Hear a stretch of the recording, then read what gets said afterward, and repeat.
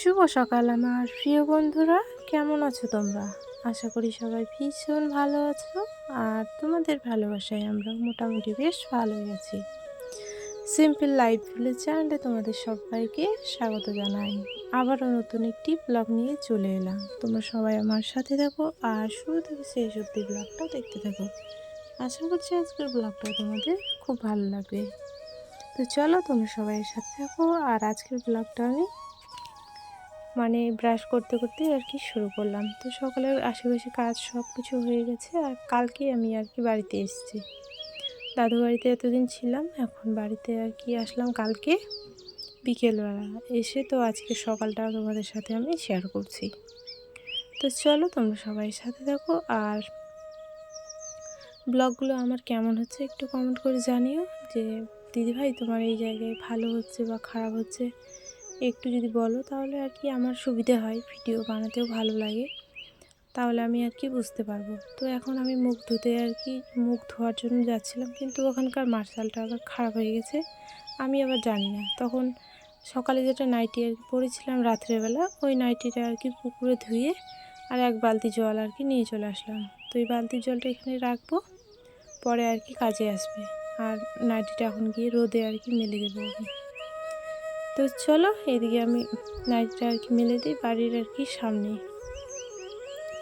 তো কালকে আবার একটু একটু করে আর কি বৃষ্টি আর কি পড়তে শুরু করেছিল, কিন্তু আজকে সেরকম আবহাওয়া নেই, খুব সুন্দর আবহাওয়া আছে। আর হচ্ছে রোদ উঠেছে, আজকে রোদ উঠে গেছে এখনই, কারণ আজকে আর মনে হয় না আর বৃষ্টি হবে।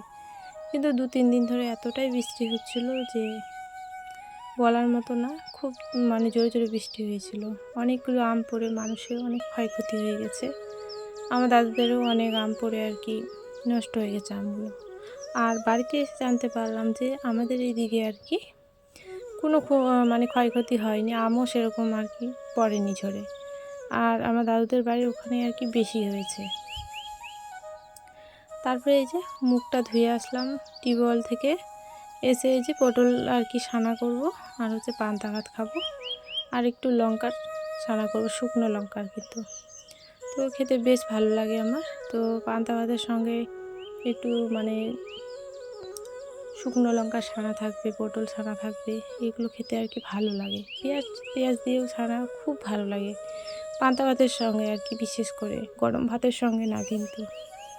তো এরকমটাই তরকারি রান্না করতে চেয়েছিলাম, কিন্তু রান্না করলাম না আমি ভাবছি যে সকালেও তরকারি রান্না করবো, আবার দুপুরে দুপুরে করে আবার আজকে আমাদের এখানে হাট আছে রবিবার, তো এখানেও আবার মাছ না হলে মাংস নিয়ে আসবে সন্ধ্যাবেলা, তখন আবার রান্না করতে হবে। ওই জন্য আমি পটলগুলো আর কি পুড়ে আজকে আর কি ছানা করব আর কি। তো প্রথমে যে লোয়ার আর কি সিটটা, এটা আর কি ভালো করে মুছে নিলাম কাপড় দিয়ে। আর এখন আমি পটলগুলো আর কি ভালো করে একটা একটা করে আর কি ওখানে আর কি সাজিয়ে নেব, তারপরে আর কি আগুন ধরিয়ে আর কি পোড়াবো। তো ওটা হচ্ছে কি জানো, ওই যে ভুট্টা পোড়ে আর কি খাওয়ার জন্য এই আর কি লোহার এই সিকটা আর কি বানিয়েছে, বাড়িতে দুটো আছে আমাদের। তো আমাদের এখানে খুব অনেক পরিমাণে ভুট্টা চাষ হয়, তো আমরাও ভুট্টা আর কি চাষ করি। তো তার জন্য আর ভুট্টা পুড়িয়ে খাওয়ার জন্য এগুলো আর কি বানিয়েছে। তো এখন এই যে কাজে আসছে, পটল পোড়ানোর সময় অনেকটা কাজে আসছে। তো এদিকে আর কি সাজিয়ে রেখে দিলাম। তারপরে আমি গেছিলাম একটু পাটকাঠি নিতে, পাটকাঠি একটু নিয়ে আসলাম, নিয়ে এসে এখন আর কি পোড়াবো আমি। তো চলো তোমরা সাথে থাকো। আর হচ্ছে তোমার রূপা দিদিভাই আমাকে কমেন্ট করেছিল যে তার আর কি অপারেশন হয়ে গেছে, হয়ে যাওয়ার পরে ওকে আর কি রেস্ট নিতে বলেছে। তো দিদিভাই তুমি ভালো থেকো, সুস্থ থেকো, আর ভালো করে নিজের শরীরের যত্ন একটু নিও। আর সংসারের কাজ তো কোনোদিনও শেষ হবে না, তো সংসারের কাজগুলো একটু আর কি কম আর কি কাজ করো, হাঁটাচলা কম করো, একটু বসে বসে থেকো, রেস্ট নিও। শরীরের এখন কি না অনেকটা ঘাটতি হয়ে গেছে, তো ওই জন্য এখন অনেকটা রেস্টের দরকার তোমার। তো একটু ভালো করে থেকো, সাবধানে থেকো, এটাই আমি বলবো আর কি। সব কথা তো আর মেসেজে আর কি বলা যায় না, অনেকটা বড় লম্বা আর কি কাহিনী হয়ে যাবে।